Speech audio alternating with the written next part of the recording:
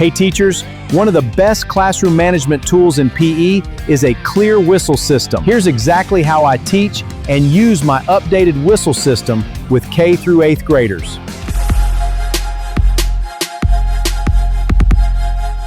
Teach this system on the very first day of PE and review it all year. Students learn why we use it and exactly what each signal means. One whistle usually means continue with the game or activity. Just stay alert, it's part of the flow. 2 whistles, hands on your knees, listen to me. Stop what you're doing, hands on knees, eyes on me, no talking. I use 2 whistles most often to stop action and explain or fix game rules when one team isn't following directions.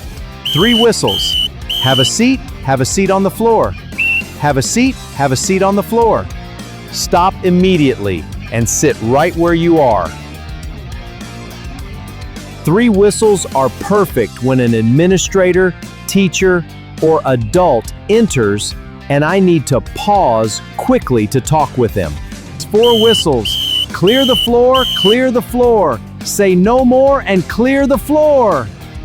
Students go quickly to the nearest wall and sit crisscross applesauce. 4 whistles are serious, used for injuries needing attention, big discipline issues, or fights. Students know it means clear the area fast. This system saves time, improves safety, reduces my voice strain, and creates predictable routines students can count on. Quick reminder, join our free Discord for a sneak peek into our Pro and Premium memberships this July. Sign up for Pro or Premium this month and get these lesson books free. Thank you for watching. If you found this video useful, be sure to hit that like button to help us out.